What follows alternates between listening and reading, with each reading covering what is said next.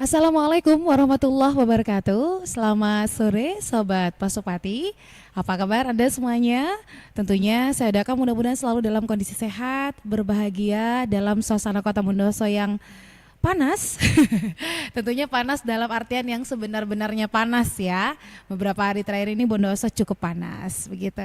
Sore ini senang sekali rasanya saya bisa kembali menyapa Sobat Pasopati dimanapun Anda berada. Tentunya di acara yang sangat-sangat spesial. Kenapa sih dibilang spesial? Karena sehari-hari ini kita bukan hanya akan berbincang-bincang saja, tapi berbincang yang nantinya penuh dengan edukasi dan pengetahuan. Karena itu saya sudah undang, sudah ajak tiga narasumber hebat kita yang akan mengajak seluruh masyarakat Bondowoso yang menyimak kita berbincang tentang sinergitas dalam mensukseskan gempur rokok ilegal di kawasan Jawa Timur. Ada siapa saja narasumber yang sudah hadir? Mungkin di layar kaca Anda sudah tampak ya. Mohon izin saya akan memperkenalkan tiga narasumber kita. Di sebelah kiri saya pakai odeng. Pakai odeng, ini mengenakan pakaian Satpol PP, sudah jelas beliau adalah Kepala Satuan Polisi Pamong Praja Kabupaten Bondowoso. Dalam hal ini mewakili Pol PP Provinsi Jawa Timur ya. Ada Bapak Slamet Yantoko. Terima kasih Bapak sudah hadir. Masya Allah, tabarakallah, odengnya menggoda ini ya. Ini odeng Bondowoso nggak Pak? Odeng Bondowoso. Jadi ini odeng yang banyak digunakan oleh teman-teman pelaku wisata yang kami adop menjadi souvenirnya Satpol PP. Oh, souvenir nih. Souvenir di gempur rokok ilegal. Gempur rokok ilegal. Jadi kalau Sobat Pasopati setiap kali menyimak sosialisasi atau dialog tentang gempur rokok ilegal pasti nggak asing dengan beliau ya. Di mana-mana kok ada Pak Slamet sih gitu. Terima kasih Bapak sudah hadir di tengah-tengah kita. Terima kasih Mbak Ocha dan sahabat Pasopati. Selamat sore. Semangat. Semangat, selalu semangat kalau sama beliau. Jangan nggak semangat kalau sama beliau ya. Baik, tepat di sebelah kanan beliau. Ini aslinya kalau masyarakat sering ngelihat banner-bannernya di mana-mana ya. Kita malah panggilnya Mas Ubed begitu. Tapi kita akan panggil terlebih dahulu nama lengkapnya. Ada Bapak Ubedillah S. Fili, anggota Komisi A DPRD Provinsi Jawa Timur. Assalamualaikum Bapak. Waalaikumsalam Mbak Ocha dan sahabat-sahabat Pasopati FM. Alhamdulillah bisa bersilaturahim kali ini dengan sahabat Sobat FM. Akhirnya ketemu darat ya. Kemarin-kemarin cuman via Zoom aja sama kita. Iya betul. Pak Ubed ini asli Bondowoso kalau nggak Asli salah. Bondowoso. Di daerah mana? Di Padasan Pujer, Kecamatan Pujer, Bondowoso. Jadi masyarakat Bondowoso yang rumahnya di Pujer mungkin nggak asing. Wah ini tetangga saya begitu. Betul. Terima kasih sudah hadir Bapak. Ya, sama-sama. Oke, ini tepat di sebelah kiri saya. Nah ini juga nggak asing nih ya. Kalau berkaitan dengan rokok ilegal, wah dia. Oh enggak ya. Ada Bapak Bahroni, Kabid Fasilitas Kepabeanan dan Cukai Kanwil DJBC Jatim 2. Assalamualaikum Bapak. Waalaikumsalam warahmatullahi wabarakatuh, Mbak Ocha. Kalau beliau ini bukan asli Bondowoso ya Pak ya? Bukan. Tapi udah menikmati tape Bondowoso Pak? Sampai sekarang belum. Wah ini tugasnya Mas Ubed sama Pak Slamet ini harus nih ya. Kopi Bondowoso sudah dicoba Pak? Juga belum. Oh juga belum. Saya baru datang kemarin. Oke. Belum sempat melakukan kuliner di Bondowoso. Harus mencoba Pak. Kalau katanya orang Bondowoso belum coba tape, belum coba kopinya Bondowoso, belum ke Bondowoso berarti ya. Harus. Iya. Pak langsung ditagih Pak. Ntar lagi doa. Oke. Siap. Terima kasih sudah hadir di tengah-tengah kita Bapak. Baik, Sobat Pasopati, tiga narasumber hebat kita ini akan mengajak kita semuanya untuk ikut andil ya dalam memerangi rokok ilegal di Kabupaten Bondowoso, khususnya di Provinsi Jawa Timur ya. Dan pada kesempatan sehari-hari ini saya juga mengajak Anda semuanya Sobat Pasopati bahwasanya Anda tidak hanya bisa menyimak kita di radio 99,4 FM, tapi Anda juga bisa menyaksikan secara live. Yang penasaran wajahnya narasumber kita yang ganteng-ganteng ini seperti apa? Silahkan tonton saja, buka channel YouTube di Pasopati TV ya. Baik, ini Kalau bicara rokok ilegal ya Bapak ya, ini bukan pertama kalinya dialog dengan Satpol PP khususnya dan juga Bea Cukai khususnya. Sering kita berbincang tentang rokok ilegal. Tapi berbicara tentang rokok ilegal, banyak masyarakat yang masih belum tahu Bapak bahwasanya rokok itu ada bea cukainya yang tentunya cukainya nanti kembali ke masyarakat begitu ya. Nah, pertanyaannya mungkin saya langsung ke Pak Slamet dulu ini ya. Yang dapat kucuran anggarannya ini Pak. Yang dapat kucuran anggarannya nantinya akan menyalurkan kepada masyarakat. Mungkin bisa cerita kepada kita nih Pak Slamet, sebenarnya untuk kawasan Bondowoso khususnya DBCHT-nya ini kan berapa sih Pak DBCHT-nya untuk kawasan Bondowoso dan digunakan untuk apa saja Bapak? Monggo silakan. Sahabat Pasopati, atas apa yang disampaikan Mbak Ocha tadi, perlu kami sampaikan bahwa anggaran DBHCHT di Kabupaten Bondowoso itu yang kita terima kurang lebih 56 miliar. Itu untuk tahun berapa Bapak? Untuk tahun 2024. 4 saja. Ya. Dari 56 miliar itu terbagi menjadi 3 bidang kegiatan. Ada bidang kesehatan itu sebanyak 40%. Kemudian bidang kesejahteraan masyarakat itu sebanyak 50%. Sedangkan di kami di Satpol PP diberi amanah untuk penegakan hukum itu 10%. Semua itu adalah bagi hasil cukai dan tembakau yang digunakan untuk pembangunan masyarakat, pembangunan di Kabupaten Bondowoso. Dan ini merupakan partisipasi masyarakat yang menggunakan menyedot rokok legal. Legal. Perlu digarisbawahi yang legal. Yang legal. Dananya kembali lagi ke Bondowoso. Itu sodakonya mereka yang merokok. Iya, iya.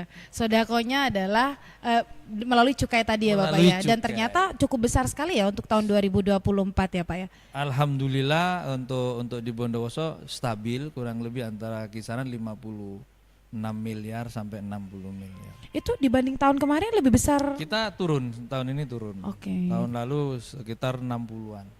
Tahun lalu 60. Ya. Bapak bilang 60-an lirik-lirik ke cukai ini. Ya karena pemilik anggarannya adalah cukai. Oke. Enggak, ini kode Pak, ini kode biar Ben iso naik lagi gitu maksudnya. Oke.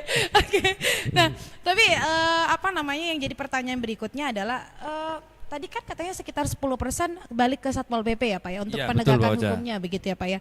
Nah, mengapa itu menjadi penting Pak 10% untuk dikembalikan ke Satpol PP Pak? Begini, penegakan hukum itu ada 2 kegiatan. Kegiatan yang pertama adalah sosialisasi.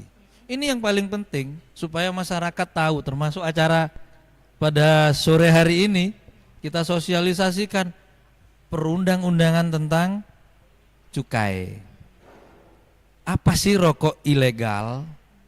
Apa sanksi bagi masyarakat atau siapapun yang memperjualbelikan rokok ilegal? Tapi jangan lupa kita juga sosialisasi untuk apa dana DBHCHT ini dikembalikan kepada kabupaten kota, termasuk di Satpol PP. Kami 10% itu ada kegiatan sosialisasi tatap muka. Tatap muka ini kepada unsur-unsur masyarakat, tadi juga dilakukan oleh Satpol PP Provinsi Jawa Timur tadi pagi dengan semua elemen masyarakat.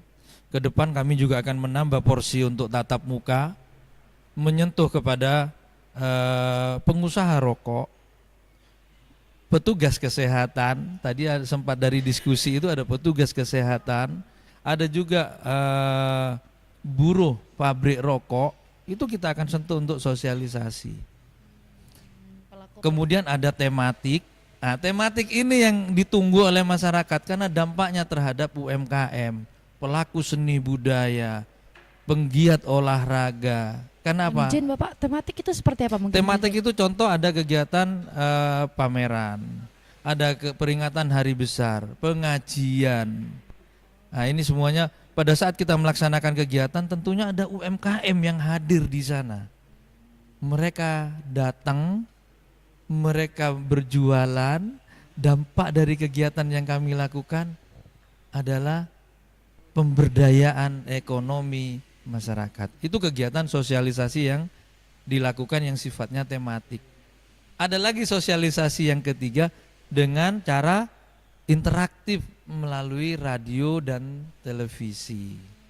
Sehingga masyarakat yang senang radio bisa menikmati melalui radionya, yang memiliki televisi dengan channel tertentu juga bisa menikmati secara langsung. Apalagi sekarang juga dengan YouTube seperti ini. Oke, siap. Berarti aksi-aksi preventif tampaknya lebih banyak dilakukan begitu ya, Pak ya, oleh teman-teman. Edukasi kepada masyarakat saat ini lebih harus dipentingkan. Ayo kita mengajak, gunakanlah rokok yang legal. Ini dia. Jadi harus kita sosialisasikan juga, bukan kita sosialisasi rokok ilegalnya saja, rokok legal untuk pembangunan Indonesia, khususnya pembangunan di Bondowoso, Jawa Timur juga demikian. Oke, jadi sekalinya mengisap rokok itu ternyata kembali lagi ke masyarakat ya. Baik, saya penasarannya ke Bea Cukai ini Pak. Kenapa ya Pak peredaran rokok atau hasil tembakau itu harus dikendalikan dan dikenai cukai Pak?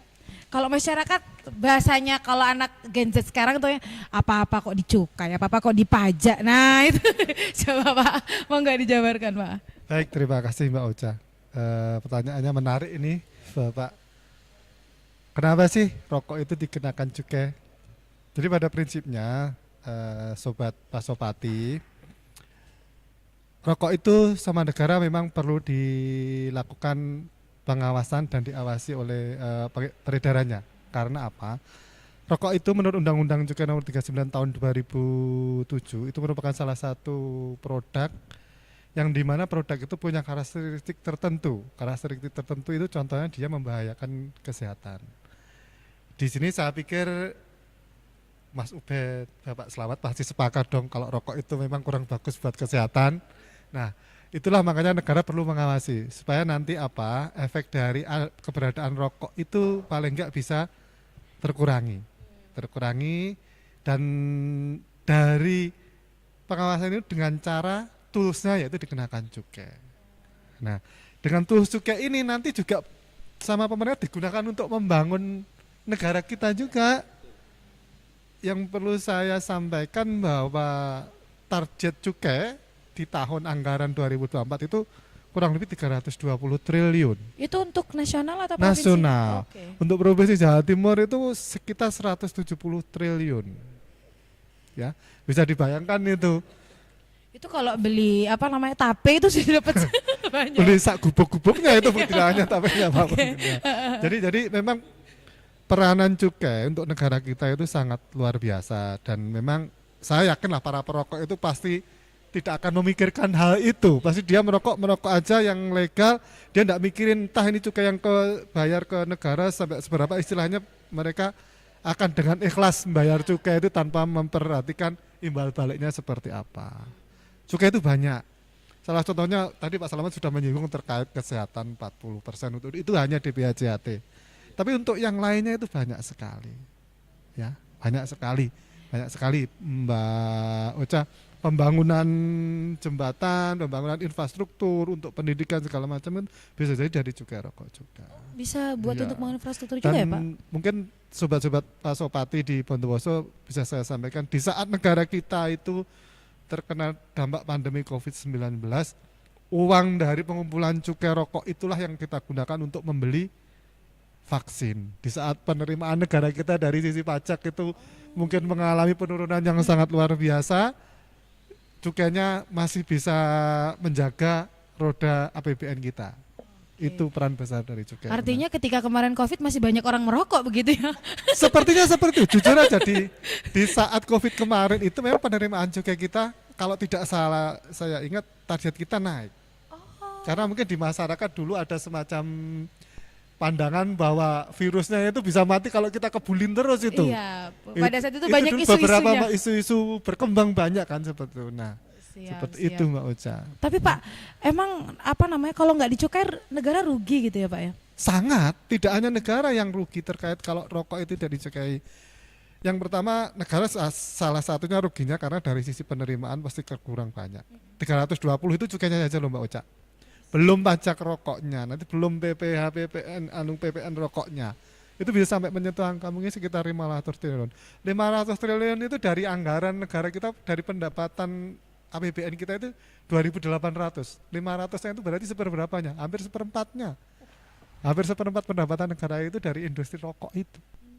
Negara pasti rugi dong kalau itu tidak ada ya. Iya. Nyari uang 500 triliun itu mencari sumber yang lain sangat susah saya pikir untuk saat sekarang itu dari sisi negara. Dari sisi masyarakat pun kalau mereka menggunakan rokok yang tanpa kontrol dari pemerintah atau rokok ilegal pasti dari sisi apa itu, mohon maaf, rokok kualitasnya seperti apa gitu kan, cara pemrosesannya seperti apa, kita kan tidak tahu. Dan mereka kalau terjadi apa-apa siapa yang bertanggung jawab, itu dari sisi masyarakat.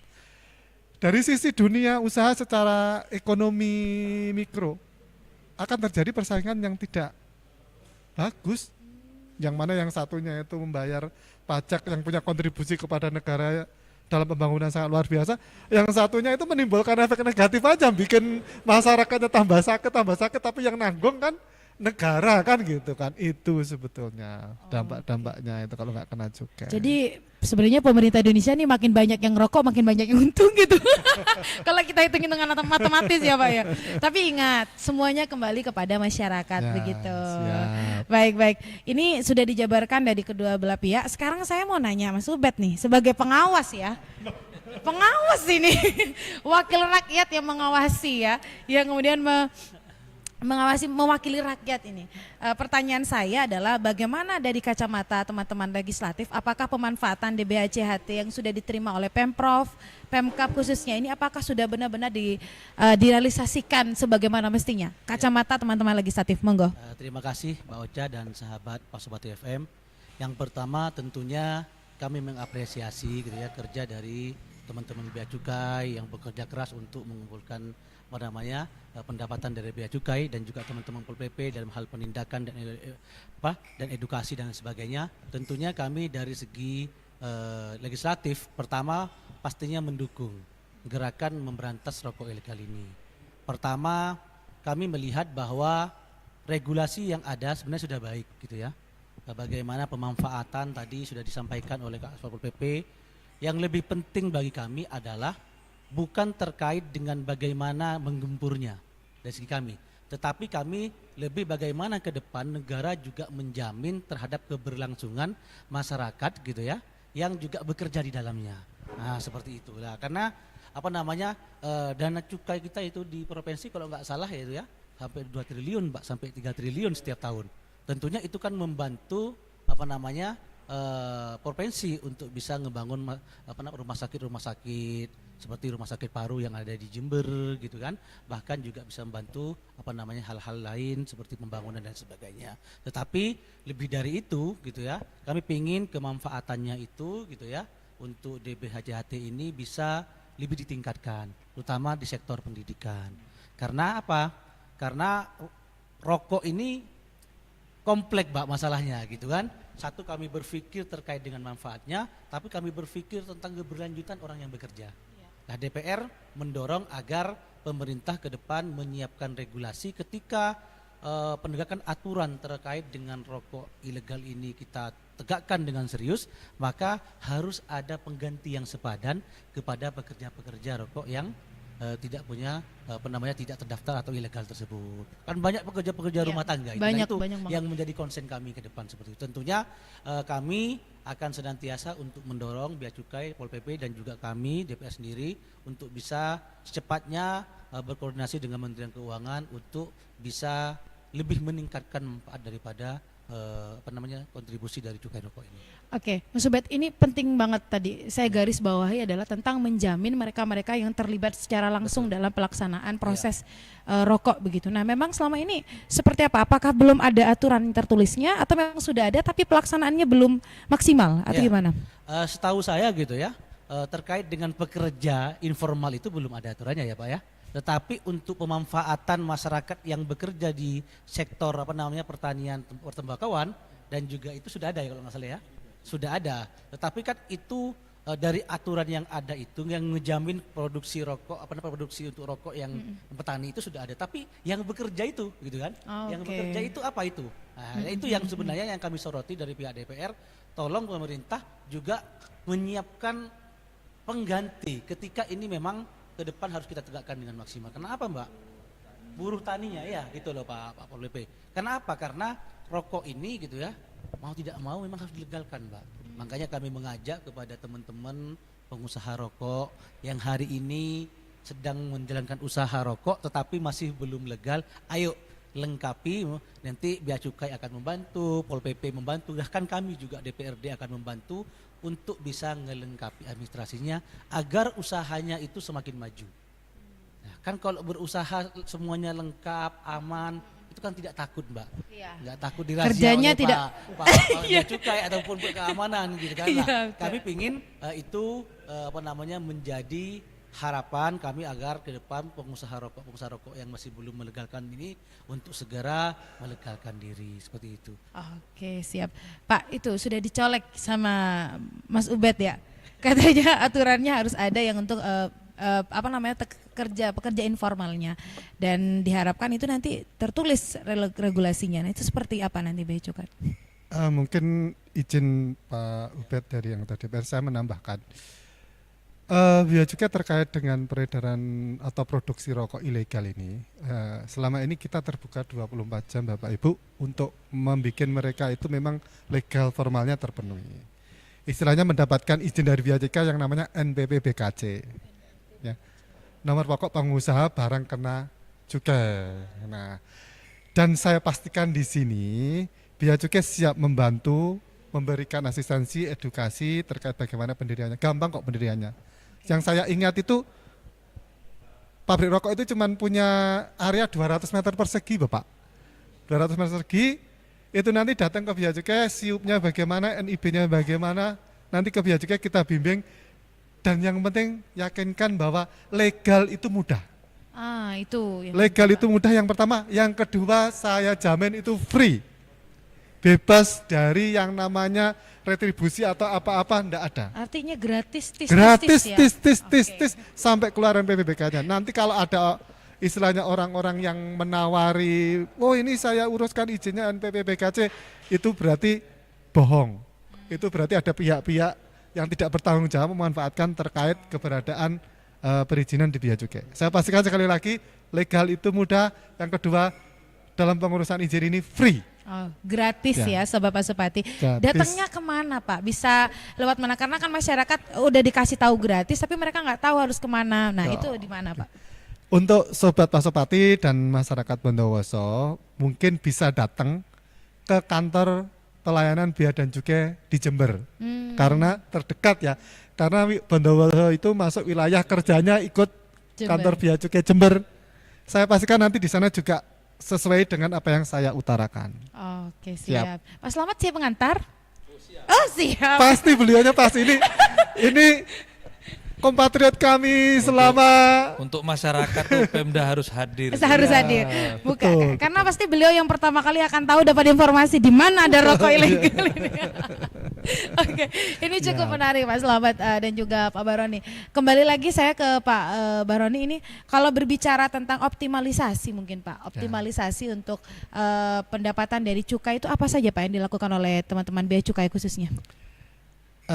Untuk optimalisasi pendapatan dari cukai, yang pertama ya kita mesti melakukan sinergi ya. Yang pertama sinergi antar instansi, baik teman-teman Satpol PP dengan Bapak anggota Dewan, bagaimana kita tetap memotivasi para konstituennya itu untuk berkontribusi. Dari teman-teman APH dalam hal menindak rokok-rokok ilegal itu biar masuk ke istilahnya di Bea Cukai masuk kelas. Oke. Masuk kelas itu berarti dia nanti bayar cukai di situ. Nah, di samping kita memberikan edukasi kepada mereka.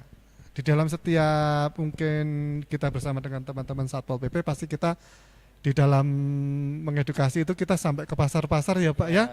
Tidak hanya kepada pengusahanya, aja ke masyarakat, bagaimana mereka mempersempit pasar dari rokok-rokok ilegal itu sehingga mereka akan beralih ke rokok ilegal. Bagaimana bahayanya rokok-rokok ilegal, perannya dari rokok ilegal itu yang nihil kepada pembangunan itu kita sampaikan ke masyarakat sehingga masyarakat dari seluruh lapisan itu nanti akan paham mengetahui bahwa oh rokok ilegal itu ternyata di dalam pembangunan Indonesia tidak mempunyai kontribusi yang nyata, justru malah itu membahayakan negara, menggerogoti negara seperti itu. Yes, ya. Pak, ini kan tampaknya baik Pak Slamet di tingkat kabupaten ataupun juga bea cukai juga di tingkat provinsi, ini tampaknya lebih banyak tindakan preventif ya Pak ya, sosialisasi yang semakin masif. Nah, tapi pernah nggak Pak melakukan tindakan yang kemudian berujung Represif pada gitu. Iya. Oh, banyak kita.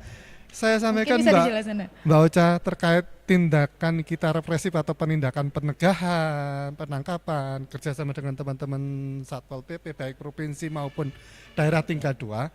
Untuk Jatim 2, Bea Cukai Kanwil Jatim 2, sampai bulan Juni itu lebih dari 700 penindakan. Dengan hasil penindakan itu lebih dari 60 juta batang rokok. Wow. Oke. Nilainya sekitar 70 miliar dan kerugian negara itu sekitar 45 miliar.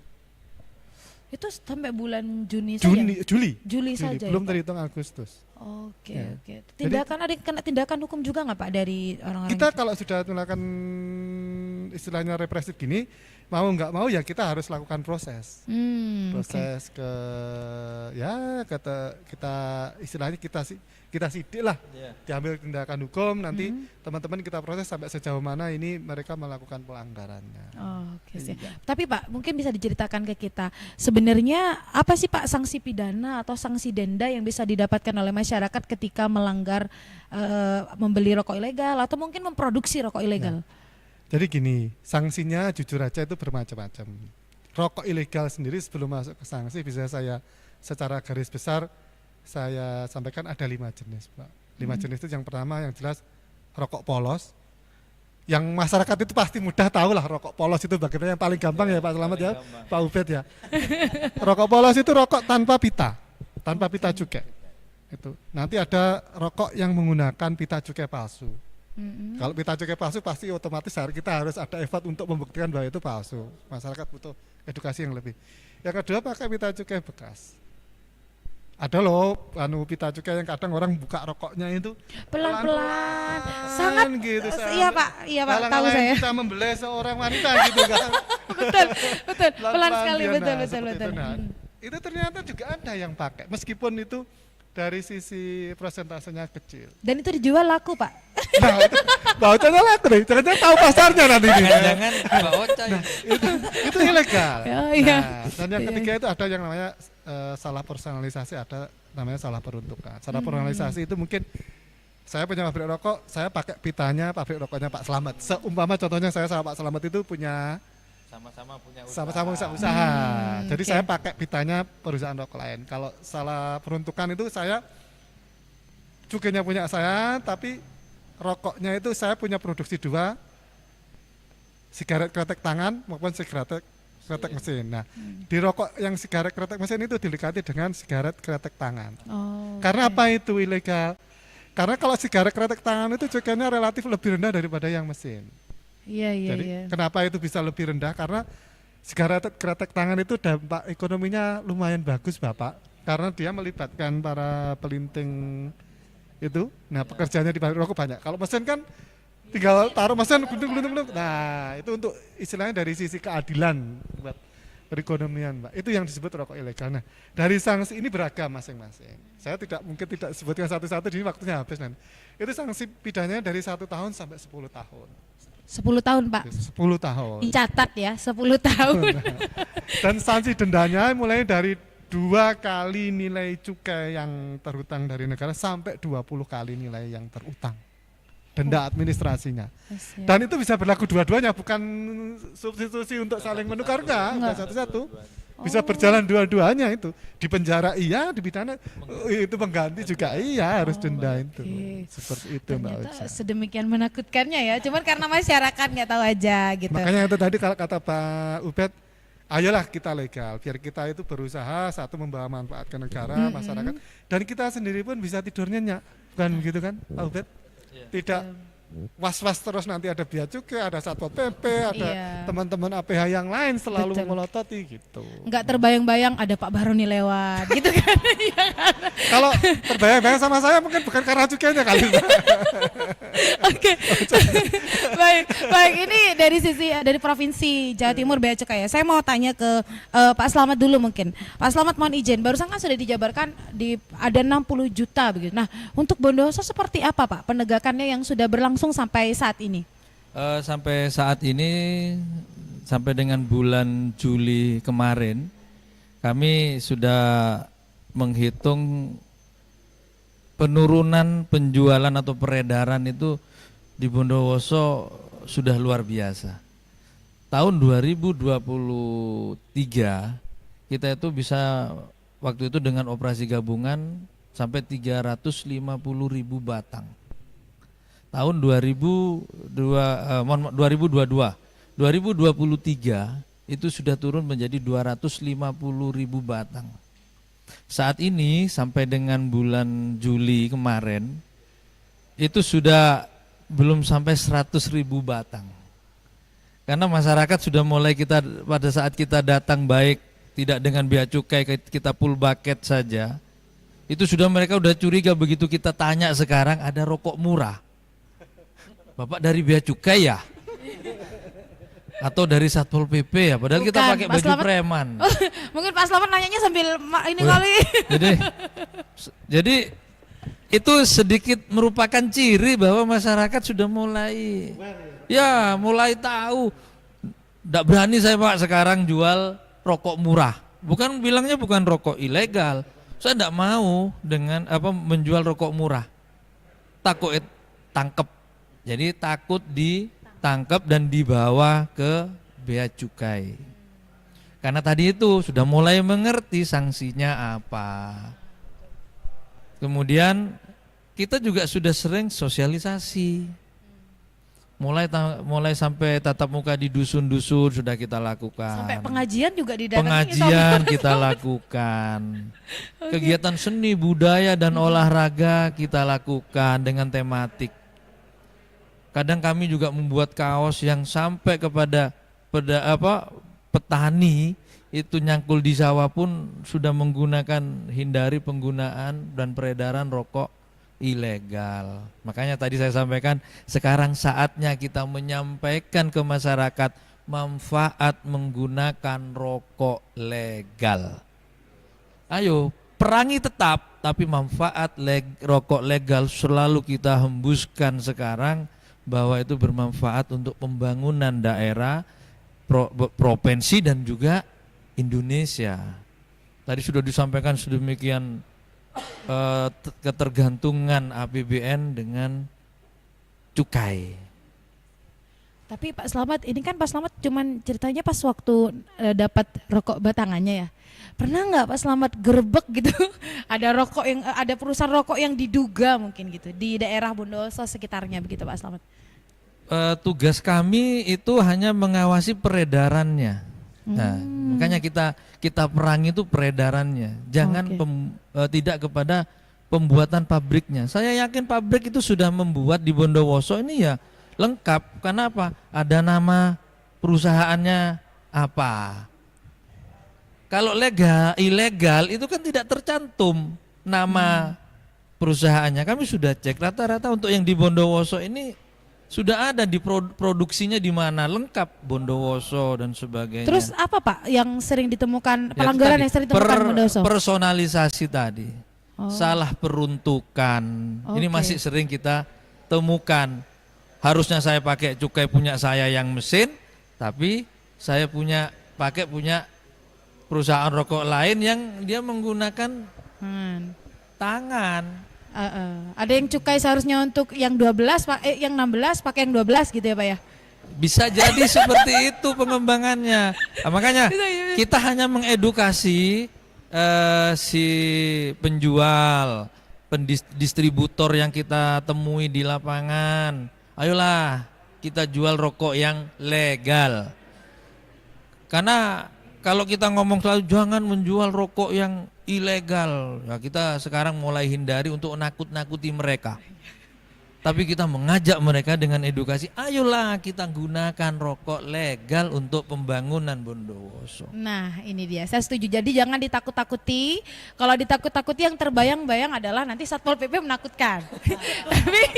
tapi mengajak dengan mengedukasi itu jauh lebih mengena mungkin begitu ya. Nah ini bea cukai luar biasa turun, Satpol PP apalagi. Nah saya mau tanya Mas Ubed ini sebagai legislatif, kira-kira upaya apa nih yang bisa dilakukan atau yang sudah dilakukan dalam rangka membantu dua instansi besar ini dalam memerangi rokok ilegal selain melakukan pengawasan sebagai legislatif? Ya, tentunya selain melakukan pengawasan gitu ya, kami juga turun ke bawah Mbak. Kayak saya ini kan punya dapil gitu ya, kebetulan dapil saya Bondowoso Situbondo Banyuwangi.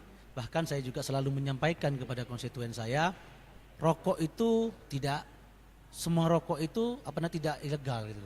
Ada rokok yang legal. Rokok yang legal itu manfaatnya cukup besar untuk negara dan untuk masyarakat. Salah satunya tadi yang disampaikan oleh Bea Cukai dan juga oleh Pol PP. Selain itu kami sedang mempersiapkan bagaimana regulasinya gitu ya. Regulasi yang paling penting itu tadi ke depan agar ketika rokok ilegal ini sudah jauh menurun gitu ya, atau rokok yang tidak berizin jauh menurun peredarannya, maka kami menginginkan regulasi yang lebih pasti lagi terhadap perlindungan kepada pekerja-pekerja home industry tersebut.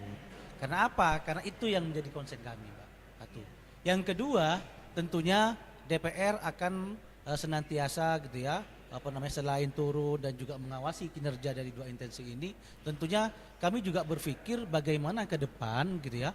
Bukan cuma bagaimana peredaran rokok ilegal dan tidak ilegal, Pak, tapi semua rokok kalau bisa berkurang penggunaannya. Nah, kami juga menginginkan seperti itu. Karena di negara-negara maju, Mbak, gitu ya. Di negara-negara maju itu masyarakatnya yang sehat itu rata-rata mereka itu aturan terkait dengan merokok itu betul-betul ketat.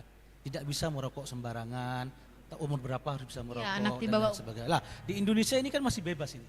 Gitu kan, anak kecil pun kadang-kadang beli rokok masih diperbolehkan oleh penjual-penjual gitu kan. Mungkin disuruh bapaknya. Disuruh bapaknya dan lain sebagainya. Lah, kami menginginkan bahwa ke depan gitu ya, sesuai dengan semangat undang-undang bahwa bukan bagaimana rokok ilegal ini habis gitu ya, bagaimana rokok ilegal yang legal ini juga dibeli oleh masyarakat, tetapi kami berharap ke depan bahwa pengurangan orang yang ngerokok ini setiap tahun bisa berkurang secara signifikan. Itu yang menjadi harapan kami agar apa? Agar masyarakat gitu ya betul-betul bisa menikmati jangka panjang daripada rokok yang pengurangan dari rokok tersebut.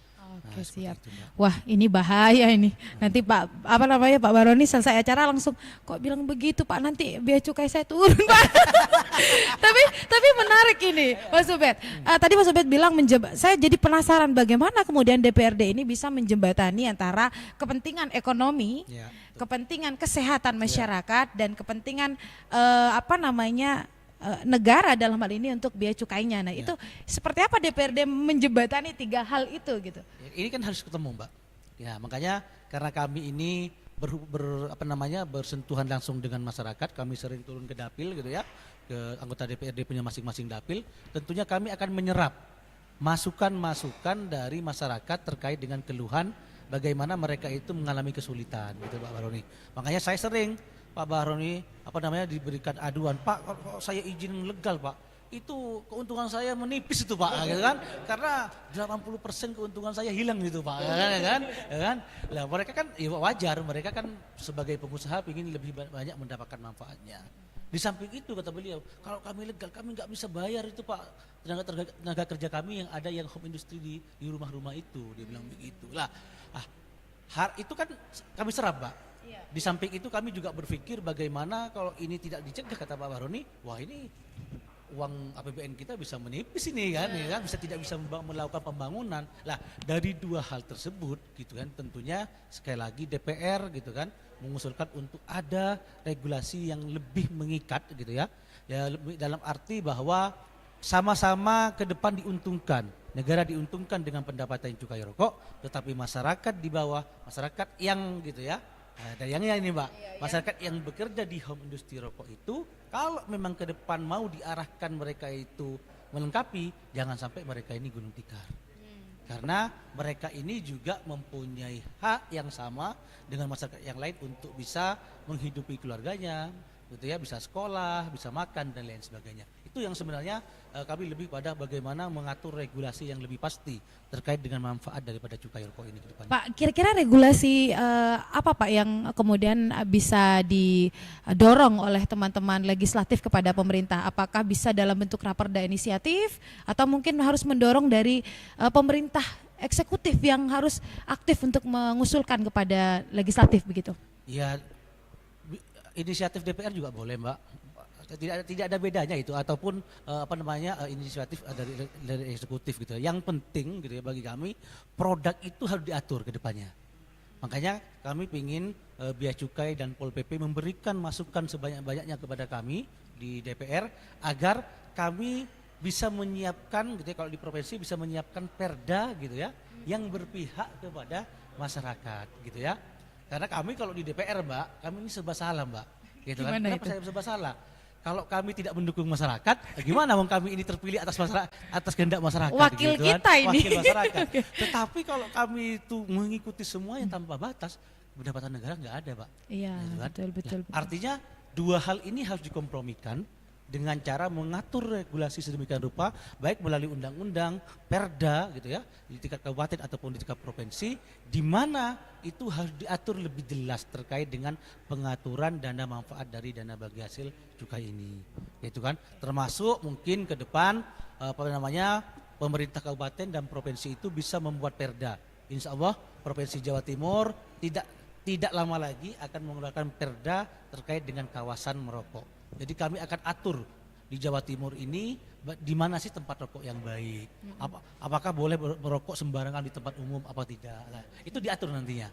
Nah, jadi kenapa? Karena kami tidak ingin masyarakat yang tidak merokok gitu ya, terutama bagi ibu-ibu hamil dan perempuan hamil dan anak-anak itu bisa terdampak daripada dari rokok itu tersebut Ya, ya, perokok pasif dari ya perokok namanya. pasifnya itu, sehingga kami hari ini sedang mengatur gitu ya, mengatur terkait dengan mana-mana saja sih yang boleh ada tempat rokok dan tidak.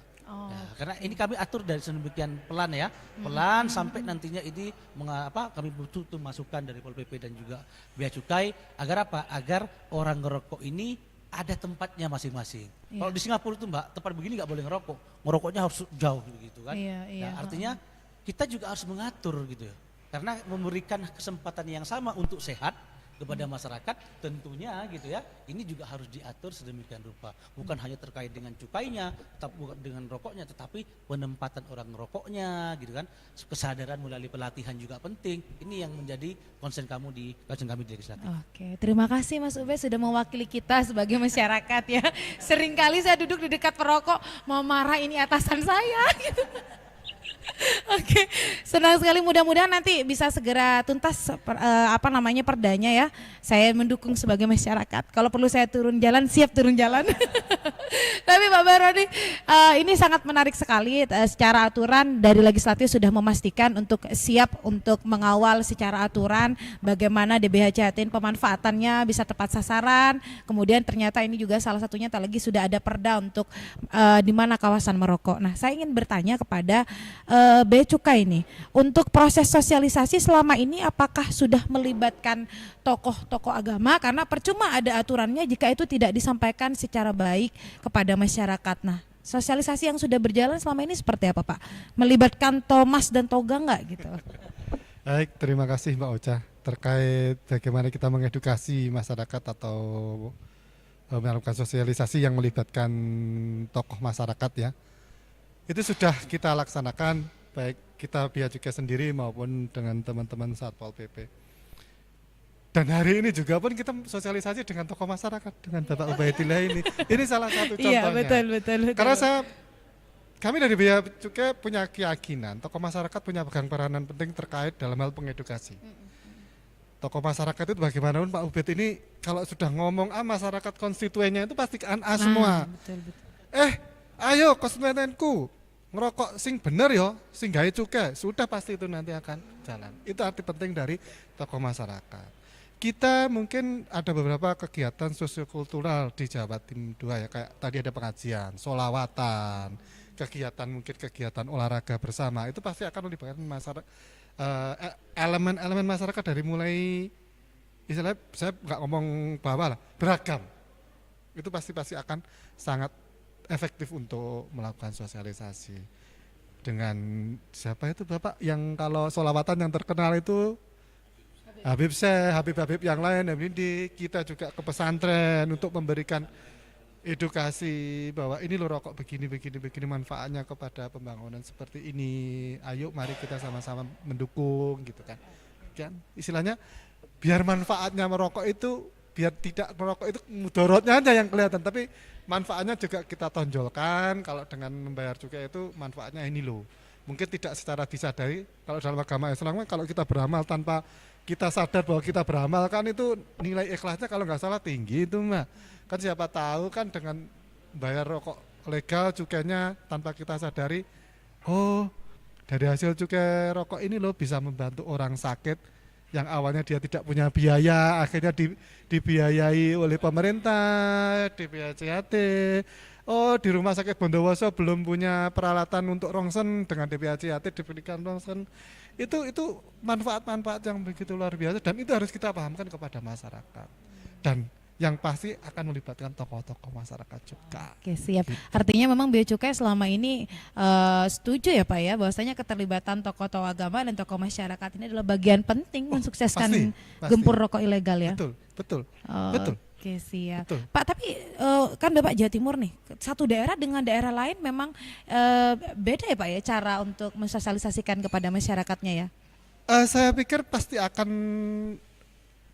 caranya sih mungkin secara global sama ya melibatkan tokoh masyarakat cuman hal itu pasti akan berbeda di saat kita melihat kearifan lokal ya kayak kita ngomong selawatan di Bali nggak mungkin kita selawatan kan mesti nah kan lain tapi tetap mereka mungkin melibatkan tokoh agama Hindu dengan kegiatan apa gitu mungkin kalau di Jawa semua pesantren oke Jawa Barat, Jawa Tengah, Jawa Timur itu pesantrennya kuat. Nah itu kita di sana. Tapi kalau di daerah mungkin yang nggak ada pondok pesantren jarang, ya kita mau nggak mau harus melibatkan tokoh masyarakat dari mungkin dari sisi budaya, dari sisi keolahragaan itu kita tetap harus pakai karena itu sangat efektif. Oke. Ya kita mungkin juga menyadari mungkin Bea Cukai itu juga belum begitu famous lah terkenal sama masyarakat gitu kan. Betul. Siapa ini Bea Cukai apa? Gini kan saya mungkin kurang familiar lah di masyarakat mungkin kan. Iya, bukan cuma itu Pak. Taunya masyarakat cuman bahasanya ini pajak. Pajak apa ini? Pajak rokok. Padahal pajak rokok aja macam-macam kata Bapak ya. Ada cukai, ada pajak rokok lain sendiri ya benar. Terima kasih Bapak. Saya mau tanya Pak Slamet. Pak Slamet ini kemarin mendatangkan tokoh agama besar ke Bondowoso di acara sosialisasi. Betul nggak Pak? Mungkin bisa diceritakan kepada kita Pak. Begini Mbak Ocha dan sahabat Pasopati, pada saat kita mengadakan pengajian, tentunya masyarakat yang hadir ini juga ribuan, bukan hanya ratusan. Jadi di pra acara ini sudah kita maksimalkan untuk mensosialisasikan apa sih DBHCHT, apa manfaat DBHCHT, kemudian yang terakhir adalah sanksi bagi siapa yang mengedarkan rokok ilegal. Jadi salah satu fungsi atau manfaat dari DBHCHT ya bisa melaksanakan kegiatan pengajian di tengah anggaran APBD yang sangat minim untuk membangun atau mengadakan sebuah kegiatan kemasyarakatan. Kami bisa hadir dengan mengemas kegiatan sosialisasi tentang undang-undang cukai dan pemberantasan peredaran rokok ilegal. Jadi sekaligus di situ kita menyampaikan seperti yang saya sampaikan tadi, manfaat kita menggunakan rokok legal. Jadi masyarakat ini sudah kita giring pemikirannya sekarang, oh aku kudu belanja rokok legal. Karena manfaatnya untuk apa? Kesehatan. Kita UHC hampir 100% loh dari DBHCHT. Iya. UHC-nya Bondowoso ya Pak iya. ya? Oh, okay. Jadi kemudian di bidang pertanian itu juga ada DBHCHT, di kesehatan itu juga ada DBHCHT, BLT juga DBHCHT. Jadi banyak hal yang sudah bisa dilakukan dengan adanya DBHJHT, bukan hanya penegakan hukum. Oke Bapak, terima kasih Bapak. Ini saya tidak terasa kalau ngobrol dengan orang-orang hebat, memang begitu, waktu berjalan begitu cepat. Terima kasih Barakallah, terima kasih Pak Slamet, terima kasih Mas Ubed. Tapi sebelum itu saya minta closing statementnya dulu dong ya. Ini ajakan kepada masyarakat khususnya di Kabupaten Bondowoso, untuk Pak Baroni mungkin khusus di Provinsi Jawa Timur dengan Bapak, untuk bersama-sama bersinergi dalam menggempur rokok ilegal. Mungkin bisa dimulai dari Pak Kasatpol PP Bondowoso, Bapak Slamet Yanto Komonggo. Baik, segenap sahabat Pasopati, kami dari jajaran Satuan Polisi Pamung Praja, baik yang di provinsi maupun kami yang di kabupaten kota, mari kita manfaatkan, mari kita semuanya memaksimalkan penggunaan rokok legal. Untuk apa? Untuk masyarakat, baik itu bidang kesehatan, kesejahteraan masyarakat, maupun penegakan hukum. Kami hadir untuk masyarakat. Terima kasih Bapak. Dilanjut mungkin dengan Mas Ubed. Terima kasih Mbak Ocha. Sahabat Pasopati FM, kami khususnya saya sebagai anggota DPRD Provinsi Jawa Timur mengajak, sekali lagi mengajak dengan hormat seluruh teman-teman pengusaha rokok yang hari ini masih belum melengkapi administrasi gitu ya, untuk bisa menjadi legal, mari segera untuk melengkapi. Di sini ada Bea Cukai dan juga ada Pol PP, dan saya pun siap untuk bisa mendampingi bagaimana teman-teman pengusaha ini agar bisa lebih nyaman, lebih tenang, dan juga lebih bisa bermanfaat, dan juga yang tidak lebih penting lagi adalah membantu negara dalam membangun dengan melegalkan rokok yang Anda hari ini usahakan. Terima kasih. Oke siap. Pak Baroni, langsung jadi penutup kita.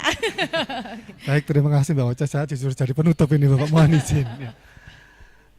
Sebagai closing statement dari kami, dari Bea Cukai, pertama kami mengucapkan terima kasih yang sebesar-besarnya kepada para perokok yang telah merokok, yang pakai pita cukai dalam artian yang legal, karena dengan begitu kontribusi daripada perokok itu untuk pembangunan sangat luar biasa.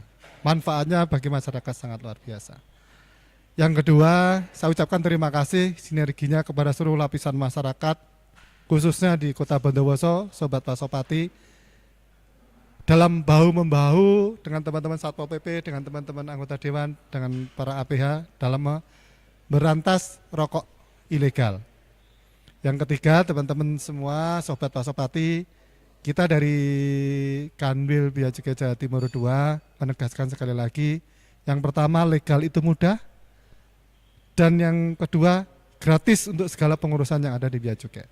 Tagline dari Kanwil Bea Cukai Jatim 2 adalah profesional melayani, tegas mengawasi dengan empati.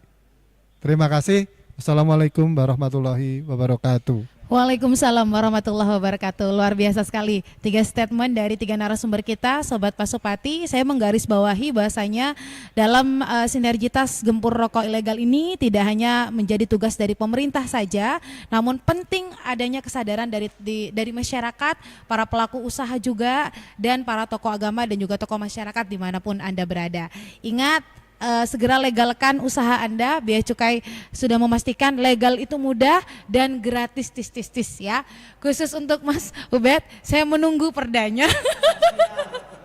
Saya menunggu perdanya selesai ya tentang kawasan rokok, termasuk juga yang tidak kalah penting keynote dari anggota legislatif kita pada siang hari ini, yaitu adalah tentang pemanfaatan DBHCT pada pekerja informal. Mudah-mudahan itu bisa terrealisasi dengan baik. Mudah-mudahan perdanya segera ada, baik dari eksekutif ataupun juga legislatif. Khusus kepada Pak Slamet, saya selalu siap mendampingi Pol PP Bondowoso untuk memberantas rokok ilegal.